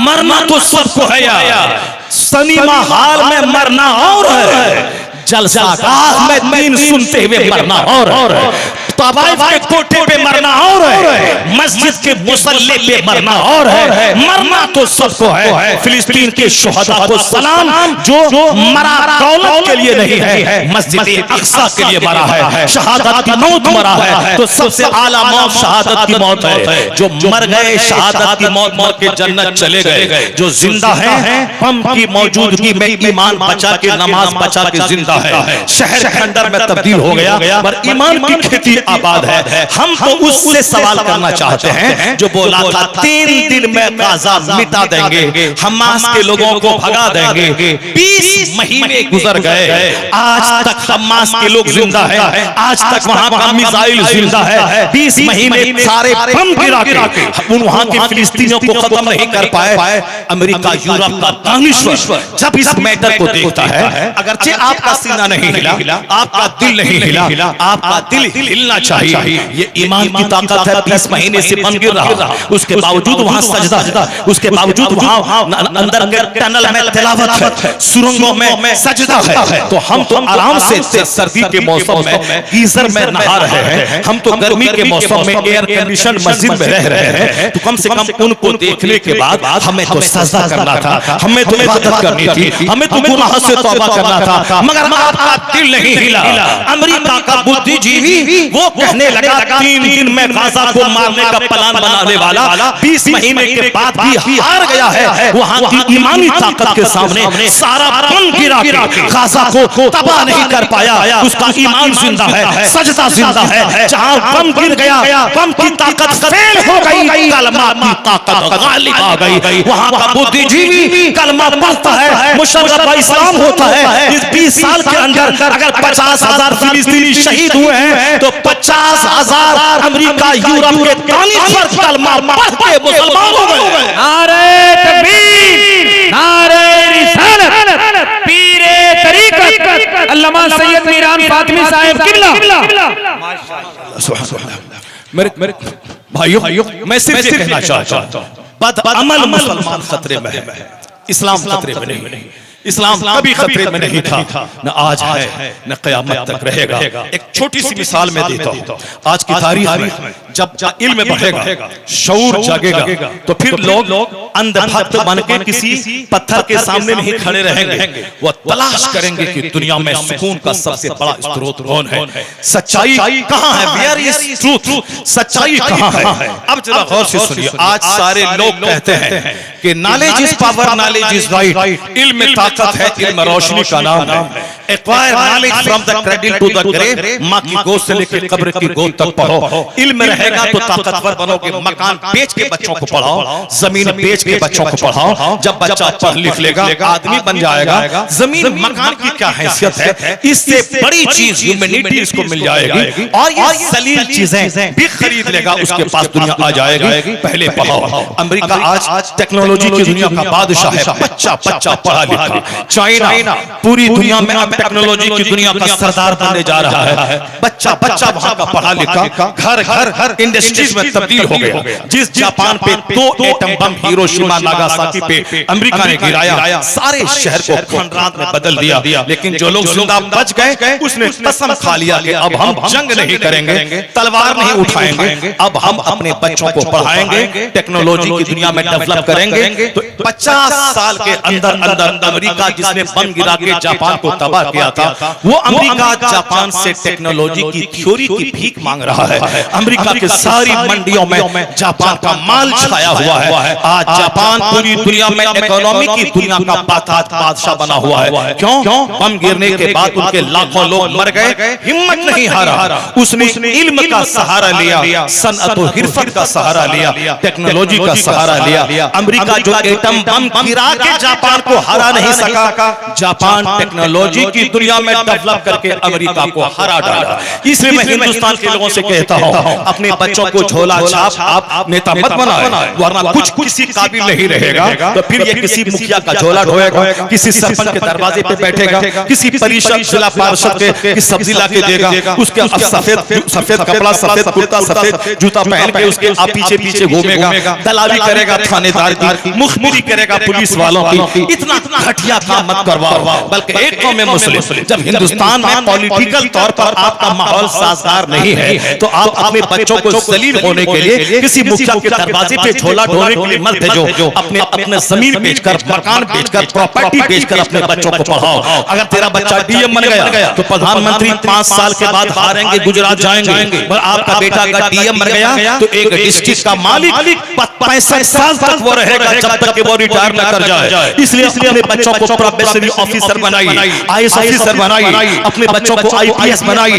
IAS बनाए, जमीन बेच दीजिए मगर बच्चों को पढ़ाइए, प्रोफेसर बनाइए, उसको हर डिपार्टमेंट में भेजिए, नेवी और आर्मी में भेजिए, बच्चे को पढ़ाइए, आप वो पढ़ाइए, जमीन मकान बेच के पढ़ाइए। अभी माहौल साजगार है, वो बम फोड़ रहा है, वो दीवार नोच रहा है, वो हमारे जानवर चराने वाले बेचने वाले को खदेड़ के मार रहा है, यानी उनका बच्चा होंडा बन रहा है, उनका बच्चा लुच्चा बन रहा है, उनका बच्चा चकेत बन रहा है। अब यही मौका है, तुम अपने बच्चों को पढ़ाओ, IAS बनाओ, IPS बनाओ, ब्लॉक डेवलपमेंट ऑफिसर बनाओ, आलिम भी बनाओ, IAS भी बनाओ, आलिम भी बनाओ, उसे बैंक ऑफिसर भी बनाओ। जिस दिन तेरे पास डिग्रियां आएंगी, सलाहियत आएगी, बैंक तुम्हारा होगा, ब्लॉक तुम्हारा होगा, डिस्ट्रिक्ट तुम्हारा होगा, हिंदुस्तान तुम्हारा होगा। उस वक्त ये राजनीति करने वाले लोग तेरा तलवा चाटेंगे। इल्म का जादू सबके सर चढ़ के बोलता है, इल्म रहेगा, हुकूमत तेरी होगी, सल्तनत तेरे हाथ में होगी। वाह वाह वाह, माशाअल्लाह। बहुत छोटा सा घर बना लेना कमाल नहीं है, छोटी सी आल्टो K10 खरीद लेना कमाल नहीं है। आजकल तो मुर्दा चलाने वाला भी 50 लाख की फॉर्च्यूनर पे चल रहा है, इसलिए फॉर्च्यूनर खरीदना कमाल नहीं है, इनोवा क्रिस्टा खरीदना कमाल नहीं है, 50 करोड़ की बिल्डिंग बना लेना गिरिडीह में कमाल नहीं है। अपने बच्चों को IAS बना देना ये कमाल की बात है, IPS बना देना ये कमाल की बात है, प्रोबेशनरी ऑफिसर बना देना ये कमाल की बात है, कॉलेज का लेक्चरर बना देना ये कमाल की बात है। अपने बच्चों को इल्म में दिक्कत थमा दे, पूरी दुनिया का हाकिम वही बनेगा जो साहिब इल्म होगा, जो साहिब इक़्तिदार होगा, जो साहिब फ़हम व दानिश होगा। हमारा बच्चा कुछ नहीं जानता है तो दूसरों का झोला ढोता है, तलवा चाटता है, जी हुजूरी करता है, दरवाजे पे झाड़ू लगाता है, तब वो शराब पिला पिला के वोट अपने हक में लेता है। उसको प्रधान बना दीजिए। जब रमेश भी शराब पी के वोट मांगता है और अब्दुल्ला भी शराब पिला के वोट मांगता है, फिर दोनों में क्या फर्क होगा? या दोनों में से कोई भी मुखिया बनेगा जो शराब पिला पिला के वोट लिया है, वो तो इंदिरावास का पैसा खाएगा, वो तो गरीबों का खून जोश के खाएगा, वो तो साहब गरीबों का पैसा लूट लूट के खाएगा। अपने बच्चों को लुटेरा मत बनाओ, स्कूल का टीचर बनाओ, बच्चों को दारोगा बनाओ, बच्चों को बैंक ऑफिसर बनाओ, 12 घंटे स्कूल में पढ़ाओ ताकि दुनिया का इल्म मिले, और आधा घंटा मदरसे में भेज दो ताकि इश्क रसूल की दौलत मिले। तेरा बच्चा डीएम बनने के बाद काफिर नहीं बने, बल्कि डीएम की कुर्सी पर जब बैठे तो फिर तेरा बच्चा इसी आधा घंटा आलिम के पास पढ़ने के बाद इतना सीना रोशन हो कि आने वाला कोई आए उसके सामने मोहम्मद मुस्तफा की बात करे, कुरान की बात करे, इस्लाम की बात करे। सिर्फ मदरसा ही नहीं, डीएम का दफ्तर भी इस्लाम की तबलीग का मरकज बन जाएगा। उसके लिए जरूरी है कि 5 घंटे बच्चे स्कूल में पढ़े और सिर्फ आधा घंटा अपने बच्चों को आलिम दीन के पास भेज दीजिए। यहाँ आके वो इश्क रसूल सीखें, यहाँ वो कुरान पाक सीखें, और जब इल्म सीख लेंगे, इश्क सीख लेंगे, तो जो बंदर के सामने हाथ जोड़ के खड़ा है वो हुकूमत नहीं करेगा, जो छुछंदर के सामने भीख मांगता है वो हुकूमत नहीं करेगा, जो किसी सांप को कहता है यू आर माई गॉड वो हुकूमत नहीं करेगा, बल्कि जो चांद पे जाता हो, जो सूरज पे रिसर्च करता हो, जो समंदर की गहराई में गोता लगाकर इल्म के मोती निकालता हो, वो राज करेगा। बंदर को खुदा कहने वाला राज नहीं करेगा, जो कायनात का खालिक है उस खुदा की इबादत करने वाला वही दुनिया में राज करेगा, सल्तनत करेगा। इस्लाम को कोई खतरा नहीं है, खतरा बदअमल और बेअमल मुसलमानों को है। जब आज दुनिया जानती है कि इल्म ताकत का नाम है, किसने कहा इल्म ताकत का नाम है? किसी ने नहीं कहा, सबसे पहले मुस्तफा जाने रहमत ने कहा अल इल्म नूर, इल्म रोशनी है, अल इल्म कुव्वतुन, इल्म ताकत है। तो जिस दिन ये सारे अंधभक्त ये जान जाएंगे कि हिंदुस्तान में एक स्कूल नहीं था, एक कॉलेज नहीं था, एक यूनिवर्सिटी नहीं थी, मगर 1500 साल पहले मदीने के ताजदार ने कहा इल्म ताकत का नाम है। अमीर भी पढ़े, गरीब भी पढ़े, फकीर भी पढ़े, देहाती भी पढ़े, शहरी भी पढ़े, सब पढ़े, मर्द भी पढ़े, औरत भी पढ़े, सब पढ़े। इल्म ताकत का नाम है। जिस दिन ये जान जाएंगे कि सबसे पहले इल्म को ताकत मुस्तफा ने कहा है, ये तमाम कॉलेजेस, तमाम स्कूल, ये सब मुस्तफा के उस नारे के बाद सब खुले हैं। तो जब दिल में बात बैठ जाएगी असल में मोहसिन मुस्तफा है जिसने जहालत के अंधेरे से निकाल कर इल्म के उजाले में दुनिया को रख लाया है। उसी मोहसिन का कलमा पढ़ा जाए उस वक्त किसी चोर के सामने दुनिया हाथ नहीं झुकाएगी, मुस्तफा के कदमों में जाकर खुदाए वाहिद की परस्त करने लगेगी। सुभान अल्लाह। उस दिन जिस दिन ज़मीन जगेगा, अभी तो अंधभक्त बने हैं लोग, अभी तो दुश्मनी का चश्मा आंख में लगाए हैं। कैसे समझ में आएगा कि इस्लाम का एहसान दुनिया में क्या है, इस्लाम ने दुनिया वालों को क्या दिया है। जाते जाते एक बात मैं कह दूं, आज पूरी दुनिया में कहीं ऐसी कोई प्रथा है जहां बादशाह कुर्सी पर बैठा हो और उस बादशाह को सारे लोग सजदा करते हो। एक तरफ से कोई नहीं ऐसी प्रथा दिखा पाएगा। अमेरिका में डेमोक्रेसी है, सारे लोग वोट देंगे, वोट के बाद जिसको वोट मिलेगा, मेजॉरिटी जिसकी होगी वो वहां का बादशाह बनेगा। और जब पब्लिक चाहेगी, जिस दिन चाहेगी, उसको कुर्सी से नीचे उतार देगी। Democracy is the government of the people for the people by the people. जमहूरियत अवाम की हुकूमत है, अवाम के जरिया है, अवाम के लिए है। Democracy is the government of the people, यानी जहां जमहूरियत हो, सबको समान अधिकार हो, एक वोट से बंदा जीतता है और हारता है। यह हक एक अदना चपरासी को भी हासिल है, वह जिसको चाहे अपना हाकिम चुन ले। अब वो दौर नहीं रहा कि बाप हाकिम है तो बेटा हाकिम बनेगा, उसका पोता हाकिम बनेगा, उसका पड़पोता हाकिम बनेगा। अरब ममालिक में जहां भी बाप बेटे वाली खिलाफत जारी है, उस सारी खिलाफतों को खतरा है। जहां कौम जाग रही है और जहां ये बादशाह कमजोर हुए, इनकी सत्ता जाएगी, पब्लिक की हुकूमत कायम होगी। हिंदुस्तान में आज से 1000 साल पहले यहाँ पे क्या था, राजा होता था, राजा को सारी प्रजा सजदा करती थी। राजा का जो दीन होता था वही दीन प्रजा का होता था। नमरूद बादशाह था, उसके मानने वालों से वो सजदा करवाता था, चूंकि लोग अपने बादशाह के दीन पे होते थे। फिरौन बादशाह था, फिरौन लोगों से सजदा करवाता था, कहता था मैं बादशाह हूं, मुझे सजदा करो। अनकरीब अभी कई सौ साल पहले इंडिया में अलग अलग इलाके का राजा अलग अलग हुआ करता था। जहां का राजा आग को पूछता, सारी प्रजा आग पूछती थी। जहां का राजा सांप को पूछता था, सारी प्रजा सांप को पूछती थी। लेकिन आज की तारीख में बता दे कि हिंदुस्तान में आदमी अपने राजा के दीन पर है, अमेरिका में वहां की पब्लिक राजा के दीन पर है, चाइना जापान में वहां की पब्लिक राजा के दीन पर है। नहीं,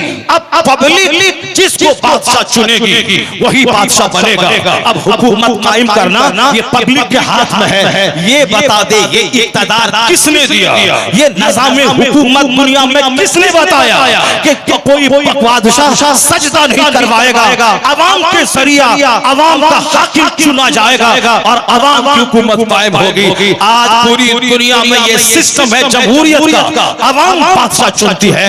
यह एहसान मुस्तफा जाने रहमत का दिया हुआ है कि हुजूर का अपना खलीफा सिद्दीक अकबर को मुसलमानों ने मिलकर के चुना, फारूक आज़म को अवाम की राय से चुना गया, उस्मान गनी को अवाम की राय से चुना गया। तो इस्लामी सल्तनत ने एक रास्ता दिखाया कि लोग बादशाह के दीन पे नहीं होंगे। ऐसी हुकूमत जहां अमीर गरीब सबको समान अधिकार होगा, अब शहरी देहाती सबको समान अधिकार होगा। जिस दिन लोग जान जाएंगे कि बादशाह की पूजा वाली प्रथा से इस्लाम ने निकाला है, तो जिसका ज़मीर जिंदा होगा वह कलमा पढ़कर मुस्तफा का गुलाम होता चला जाएगा।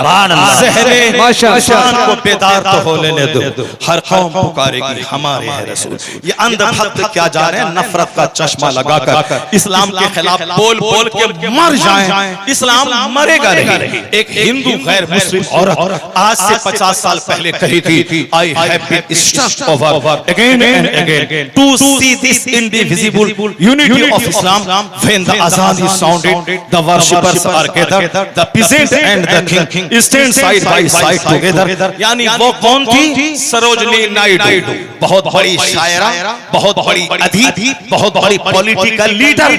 वो कहती है जब मैं मुसलमानों की मस्जिदों में नमाज का सिस्टम देखती हूँ, अजान होती है, नमाजी जमा होते हैं, काला गोरा अमीर गरीब किसान और बादशाह जब सब एक साथ खड़े होते हैं, वह कहती हैं जमहूरियत का जबरदस्त नमूना 5 टाइम मुसलमानों की मस्जिदों में देखने को मिल जाता है। The best embodiment of democracy can be seen 5 times a day in the mosque। जब दिन में 5 बार मुसलमानों की मस्जिदों में डेमोक्रेसी का शानदार नमूना देखने को मिल जाता है। वो कहती है इस्लाम का एहसान है कि आज सारी दुनिया कह रही है मुत्तहिद हो जाओ, यूनाइट हो जाओ। आज हमारा ही नारा है कि बटोगे तो कटोगे, ये हमारा नारा है कि बटो मुत्तहिद हो जाओ। तो हम लोग तो शेख के नाम पे, जोलाहा के नाम पे, अंसारी के नाम पे, प्रधान के नाम पे, झारखंड के नाम पे, बिहार के नाम पे, उत्तर प्रदेश के नाम पे बढ़ गए हम लोग।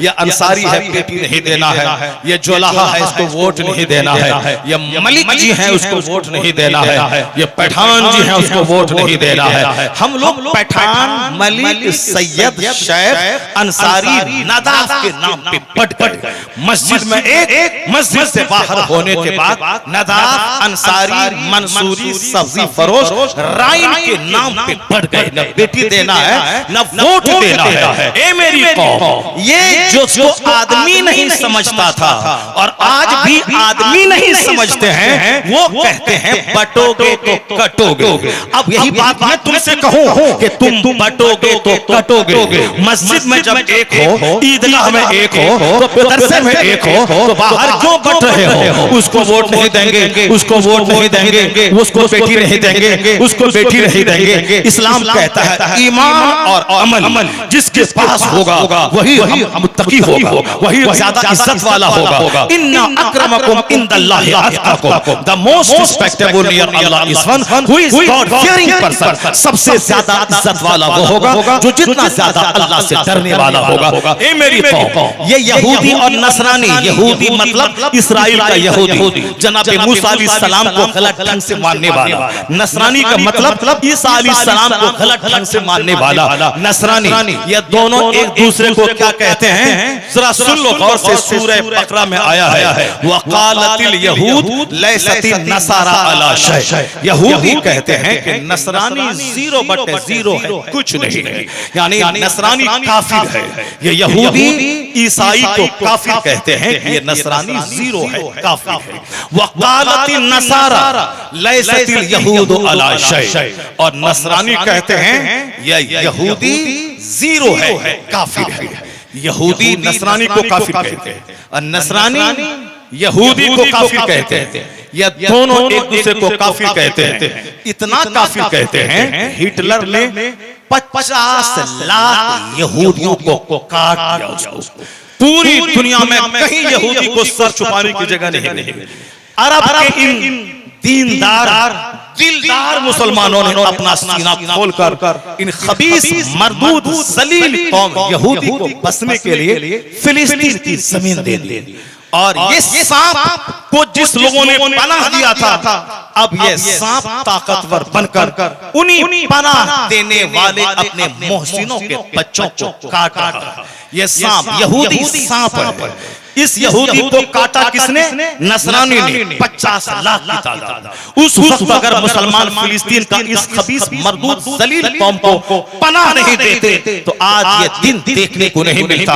मगर अरब के लोग मेहमान नवाज होते हैं, गरीबों, मिस्किनों, बेसहारों को सहारा देने की तारीख उनकी पुरानी रही है। इन्होंने पनाह दी और आज यही जलील उसको डंक मार रहे हैं, डस रहे हैं। मैं ये कहता हूं कि जो अमेरिका का ईसाई यहूदी को जलील कहता है, जो जर्मनी का हिटलर 50 लाख यहूदी को ज़बह कर दिया, और जो थोड़ा सा बचा कश्ती पे डाल के फेंक समंदर में फेंक दिया ताकि ये जिंदा रहे। इनकी जलील हरकत को देखकर लोग पीछे आएंगे तो कहेंगे कि हिटलर ने 50 लाख को क्यों काटा था। इनकी हरकतों को देखकर लोग ये कहें कि हिटलर ने सही काटा था। तो आज जो कुछ फिलिस्तीन में ये यहूदी कर रहे हैं, अब लग रहा है कि हिटलर ने जो काटा था वो सही किया था। इस मुट्ठी भर को भी क्यों कश्ती में छोड़ के समंदर में डाल दिया, इसे भी काट देना था ताकि फिलिस्तीन के मुसलमानों को सुकून और चैन मिल गया होता। ये तो अलग बात है, मगर मैं जो कहना चाहता हूं वो ये कहना चाहता हूं, यहूदी या नसरानी को काफिर कहने वाला, नसरानी यहूदी को काफिर कहने वाला, यह दोनों एक हो गए, दोनों गले गले मिल गए। यानी इस्राइल का यहूदी, अमेरिका का नसरानी, आ जाओ मुसलमानों को मिटा दो, उसको खा जाओ। हुजूर ने कहा था 1400 साल पहले अबू दाऊद शरीफ की हदीस, हजरत सौबान इस हदीस से पाक के रावी फरमाते हैं आका अलैहिस्सलाम की एक ज़माना ऐसा आएगा कि दुनिया की सारी कौमें एक दूसरे को आवाज देंगी कि आओ और मुसलमानों को खा जाओ। जैसे दस्तरखान बिछाने के बाद आवाज लगाई जाती है कि आओ खाने वाले आओ खाना खाओ, चारों तरफ से लोग दस्तरखान पे टूट जाते हैं और खूब खाने में लग जाते हैं। उसी तरह आखिर जमाने में सारी कौमें एक दूसरे को आवाज देंगी कि आओ मुसलमानों को खा जाओ। हुजूर ने कहा कि या रसूल अल्लाह, क्या हम लोग उस जमाने में कम होंगे क्या कि लोग हमको खा जाएंगे?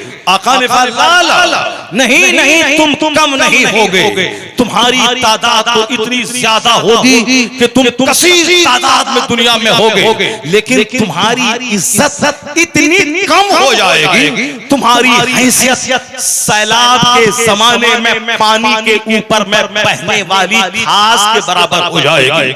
इतने तुम हल्के हो जाओगे कि पानी पे बहने वाले बेसहारा घास की तरह तुम रहोगे, कोई वजन तेरा दुनिया में नहीं रहेगा। कहा गया सरकार क्यों ऐसा होगा कि हम बेवजन हो जाएंगे करोड़ों की तादाद में रहने के बाद?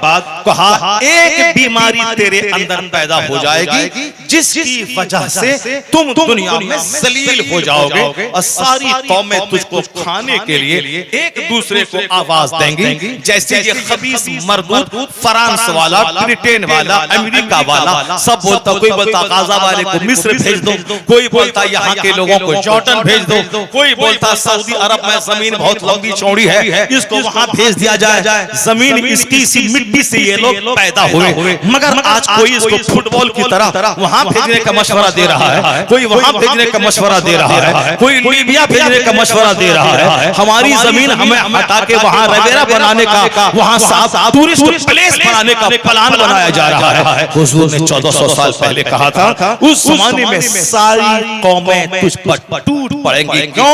एक बीमारी तेरे अंदर पैदा होगी जो तेरी हैबत जो काफिरों के दिल पे है उस हैबत को मिटा डालेगी। वो हैबत कौन सी है? वो बीमारी कौन सी है? वो बीमारी है हुब्बुद दुनिया व कराहियतुल मौत, यानी दुनिया की मोहब्बत, मकान, दुकान, गाड़ी, छकड़ा, साफ फॉल से सीलिंग, इलेक्ट्रिकल काम, granite, marble, tiles, mosaic, sofa, गद्दा, फर्नीचर, लाइटिंग का मुकाबला, बुलेट का मुकाबला, कार का मुकाबला, चाहे मस्जिद बर्बाद हो, चाहे फिलिस्तीन बर्बाद हो, चाहे गाजा बर्बाद हो, हमको अपना फॉल से सीलिंग चाहिए, हमको गाड़ी चाहिए, चाहे नमाज छूटे, रोजा छूटे, हज छूटे, कुर्बानी छूटे, चाहे अखलाक व आदाब छूटे, शादी में 100 गाड़ी जाएगी, चूंकि काफिर की बारात 100 स्कॉर्पियो गई है, मेरी भी बारात जाएगी, इस काफिर 10,000 आदमी को वलीमा खिलाएंगे। नाम, नमूद, शान, शौकत, दुनिया दुनिया दुनिया। नारे तकबीर, नारे रिसालत, शहजादा वक़ार मिल्लत अल्लामा नौमान अख्तर फायकुल जमाली। सुभान अल्लाह, सुभान अल्लाह। देखिए हमारे मेहमान एक के बाद दीगर आ रहे हैं स्टेज पर। अब नौमान अख्तर फायकुल जमाली शहजादे वक़ार मिल्लत, जबरदस्त खतीब अहले सुन्नत की आमद हो गई। अब बस 5 मिनट आपका टाइम मैं ले रहा हूं, जरा गौर से सुनिएगा। मैं ये कहता हूं कि जो कुछ हुजूर ने कहा था कि मैं कमजोर हो जाऊंगा, दुनिया की मोहब्बत, मौत से नफरत, यानी जिहाद से नफरत, मरने से नफरत, बाल बच्चों को मदरसे में नहीं पढ़ाएं वरना ये मौलवी साहब बन जाएगा, ये दाढ़ी रखेगा, कोई इसको बेटी नहीं देगा, मकान नहीं बना पाएगा, ये 20,000 महीना कमाएगा, 20 लाख नहीं कमा पाएगा। चलो हटाओ, मरने के बाद जो होगा देखा जाएगा। और अभी उसको माल चाहिए, अभी मकान चाहिए। हुब्बुद दुनिया व कराहियतुल मौत, यानी दुनिया की मोहब्बत और मौत को नापसंद करना, ये बात कमजोरी मुसलमान के अंदर पैदा हो जाएगी, जिसकी वजह से दुनिया की सारी कौमों के दिल से इसकी हैबत खत्म हो जाएगी। तो अब ये नापाक रहने वाले, महीना भर नहीं नहाने वाले यहूदी, एक दिन में 70 नबियों को ज़बह करने वाले, ये जलील कौम जिसको अल्लाह ने बंदर और सूअर बना दिया था, आज ये मुसलमानों को भगाने की, मिटाने की बात कर रहे हैं और मदद के तौर पर जिनको काफिर कहते कहते हैं उनका सहारा ले रहे हैं। यहूदी नस्रानी आओ इसे खा जाओ। नस्रानी कहता आओ हम दोनों भाई भाई मिलकर फिलिस्तीन और अरब को मिटा दें। कभी सद्दाम को मिटा दें, कभी सद्दाम के बाद ईरान को मिटा दें, कभी लीबिया के कर्नल कज़्ज़ाफ़ी को मिटा दें, कभी हुस्न मुबारक को मिटा दें, कभी शिया के नाम पे सुन्नी को मार दें, कभी सुन्नी के नाम पे शियाओं को मार दें, मारे ताकि कोई मुसलमान ताकतवर बन नहीं पाए। ये यहूदी नस्रानी काफिर कहने वाले एक हो गए हमें मिटाने के लिए। मैं कहता हूं ए ज़मीर रखने वाले मुसलमान, ए अपना जिंदा दिल रखने वाले मुसलमान, जब ये दोनों काफिर एक हो गए हैं हमको मिटाने के लिए, तो तुम भी तो अब जाग जाओ, अब बेदार हो जाओ कि तुम एक हो गए हो मिटाने के लिए। अब हम कब्रिस्तान की जंग मिटा देंगे, मस्जिद में लड़ाई मिटा देंगे, मदरसे की जंग खत्म कर देंगे, अंसारी चोलाहा और नदाब की जंग मिटा देंगे। इश्क रिसालत के नाम पर हम एक हो जाएंगे। जब तुमने ठान लिया है यहूदी नस्रानी मिलकर इस्लाम मिटाने के लिए एक हो गए, अब हम सारे मुसलमान एक हो जाएं कुफ्र को मिटाने के लिए। तुमने एक होकर हमको मिटाने की कसम खा ली है, अब हम भी मुत्तहिद होकर इस्लाम बचाने की कसम खा रहे हैं। तुम एक हो गए हो हमको मिटाने के लिए, अब हम भी एक हो जाते हैं इस्लाम बचाने के लिए। क्या मतलब? जो काफिर है, जो मोमिन है, गुस्ताख रसूल है तो है, लेकिन जो आशिक रसूल है, जो मसलक के आला हज़रत का मानने वाला है, ये तो बिहार यूपी की जंग छोड़ दे, ये तो गुजरात और महाराष्ट्र और झारखंड और बिहार की जंग छोड़ दे, ये तो शेख अंसारी और पैठान की जंग छोड़ दे, ये तो खानका है बेलग्राम, खानका है मसूली, खानका है किचोछा की जंग छोड़ दे। बता दो यहूदी नस्रानी जब एक हो गए मिटाने के लिए, हम तमाम रज़वी, तमाम अशरफी, तमाम चिश्ती, तमाम मुसहरवर्दी, तमाम कादरी, तमाम मसूली और मारे के मानने वाले बरकाती, हम सब छोटी छोटी बातों को पांव के नीचे दफन कर दें और हम सब आला हजरत के नाम पर एक हो जाएं, गौस के नाम पे एक हो जाएं, ख्वाजा के नाम पे एक हो जाएं, मोहब्बत मुस्तफा के नाम पे एक हो जाएं। जिस दिन तुम एक हो गए, अमेरिका भी तुम्हारा है, ईरान भी तुम्हारा है, चाइना जापान भी तुम्हारा है, सारी दुनिया तुम्हारी है। जो बटेगा वो बांटेगा, जो मुत्तहिद होगा वही सल्तनत करेगा, वही हुकूमत करेगा। अल्लाह तबारक व तआला हमको और आपको सबों को छोटी छोटी बातों से ऊपर उठकर मोहब्बत रसूल के नाम पर मुत्तहिद बनने की तौफीक अता फरमाए। सबसे आखिरी बात, जो बात मैंने शुरू जहां से मैंने गुफ्तगू का आगाज किया था, चूंकि मस्जिदें वीरान हैं, इसी माल की वजह से मदरसे के गरीबों के चंद बच्चे पढ़ रहे हैं, हाफिज और आलिम बन रहे हैं। ये बच्चे हाफिज आलिम बनने के बाद अपनी पोछा लगाने वाली माँ को मजदूरी से कैसे छुड़ाए और ईंट ढोने वाले बाप को मजदूरी से कैसे बचाए, इसी कील कांटे दुरुस्त करने में लग जाते हैं। कैसे ये डट के मुकाबला करेगा, जुल्म के खिलाफ बोलेगा, कैसे ये जालिम मुतवल्ली के खिलाफ बोलेगा। नहीं, वो तो झोला ढो के सब्जी लाएगा, क्यों नौकरी मेरी बची रहे, ताकि मिट्टी की दीवार हटा के ऊपर में डाल दे, हम पुख्ता डाल दें, पुख्ते की ईंट दीवार डाल दें। तुम अपने बच्चों को मैदान में लाओ, पढ़ाओ। मालदारों अपने बच्चों को आलिम बनाओ, उसको 10 बीघा जमीन दे दो कि जो जाहिल बच्चा रहेगा उसको 5 बीघा, जो हाफिज आलिम बनेगा उसको 10 बीघा। इसकी जमीन की आमदनी से तू खाएगा और जुल्म के खिलाफ बोलेगा। तुम्हें परवाह नहीं होगी कि मेरी नौकरी छूट जाएगी। ये 10 बीघा जमीन तेरे लिए, या 10 दुकान तेरे लिए, इस दुकान की आमदनी तेरे लिए। तुझे तहाल के हक बोलना है, किसी से मरूर नहीं होना है, किसी से डरना नहीं है। उर्दू की हिमायत में बोलना है, अरबी की हिमायत में बोलना है, मदरसे की हिमायत में बोलना है, शराब जुआ सूद के खिलाफ बोलना है, नमाज रोज़े हज और ज़कात की हिमायत में बोलना है। जगह छूटे या रहे तुझको डर नहीं होगा, तू हक बोलेगा। तो 50 गरीबों का बच्चा बुज़दिल अगर आलिम बने, उससे बेहतर है एक मालदार का हक कहने वाला बेटा आलिम बने। वो बोलेगा, वो डरेगा नहीं, बल्कि अरबपति की छाती पर बैठकर वह हक बोलेगा। उससे दीन का काम होगा, इस्लाम का फज़ल दूसरों पे वाक़ आ जाएगा। अपने बच्चों को आलिम बनाइए। माल कहाँ मिलेगा? जन्नत भी चाहिए और दुनिया का माल भी चाहिए। कहाँ मिलेगा माल? आप क्या कमाएंगे? पूरा गिरिडीह में 50 मॉल बनाने के बाद भी उतना माल आप नहीं कमा पाएंगे जितना माल एलन मस्क के पास है, जितना माल बिल गेट्स के पास है, जितना माल हिंदुस्तान के मुकेश के पास है, इतनी दौलत है कि उनको खुद पता नहीं है कितनी दौलत मेरे पास है। 22,000 करोड़ में एक रेस्टोरेंट खरीदा है इस हिंदुस्तानी ने वाशिंगटन डीसी में। इतनी दौलतों के बावजूद, शोहरतों के बावजूद, लता मंगेशकर के पास करोड़ों की कार, करोड़ों का जेवर, करोड़ों का बंगला, अमेरिका से लेके स्पेन तक 100 से ज्यादा मुल्कों का भ्रमण, पार्लियामेंट में बैठकर देशभक्ति के गीत गाने का तमगा, सारी चीजों के पास मौजूद थी। मगर वो कहती थी जो मैं ढूंढती थी वो मुझको नहीं मिला।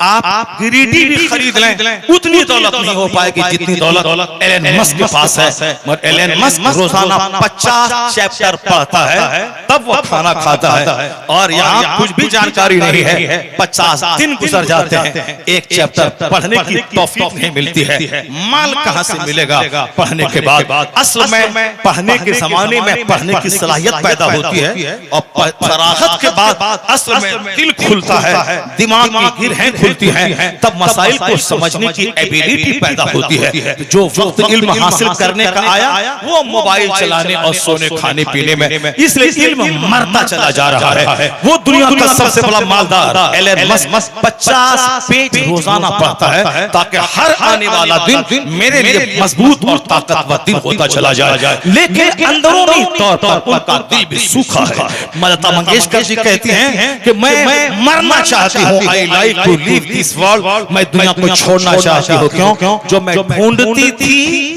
नहीं मिला। अमेरिका यूरोप घूमने वाली क्या ढूंढती थी? बंबई में 50 करोड़ बंगले में रहने वाली क्या ढूंढती थी? कई करोड़ की कार पे चलने वाली क्या ढूंढती थी? जो मैं ढूंढती थी वो नहीं मिला। अब मैं चाहती हूँ कि दुनिया छोड़ के मैं मर जाऊं। चार्ली चैपलिन करोड़ों फैंस की मौजूदगी में कहता है, I like to walk in the rain, nobody can see my tears. मैं बारिश में टहलना चाहता हूँ ताकि मैं इतना रोऊं कि मेरे आंसू को कोई देख नहीं पाए। एक गिरिडीह के नौजवानों, तुम जो 2-4 कट्ठा जमीन खरीद के चाहते हो कि मैंने बहुत तरक्की कर लिया, एक दुकान बना के चाहते हो बहुत तरक्की कर लिया, वहाँ खरबों के घर में रहने वाला, करोड़ों की कार पे चलने वाला इतना गमज़दा है अंदर से कि कहता है मैं बारिश में नहा के रोना चाहता हूँ ताकि जी भर के आंसू बहाऊं और कोई मेरे आंसू को देख नहीं पाए। I like to walk in the rain, nobody can see my tears. तो ये बता दे आखिरी बार सुकून है कहाँ, चैन है कहाँ? जब वहाँ अरबों के घर में बैठने के बाद सुकून नहीं है तो तुझको 2 कट्ठा के घर में बैठने के बाद का सुकून मिलेगा। तो सुन ले, ये कुरान कहता है अला बिज़िक्रिल्लाहि तत्मइन्नुल क़ुलूब। न महलों में सुकून है, न सोफा पे सुकून है, न गद्दे पे सुकून है, न फैक्ट्री में सुकून है। जहाँ इबादत है वहाँ सुकून है, जहाँ तिलावत है वहाँ सुकून है, जहाँ जिक्र है वहाँ सुकून है, जहाँ सुन्नत पे अमल है वहाँ सुकून है, जहाँ अल्लाह का डर है, मुस्तफा की मोहब्बत है, जहाँ फजर जोहर असर मगरिब ईशा है, वहाँ फूस के घर में भी बादशाहों से ज्यादा सुकून अल्लाह ने रख दिया। वाह वाह वाह वाह, जान दिलों को आराम अल्लाह का जिक्र मिलता है।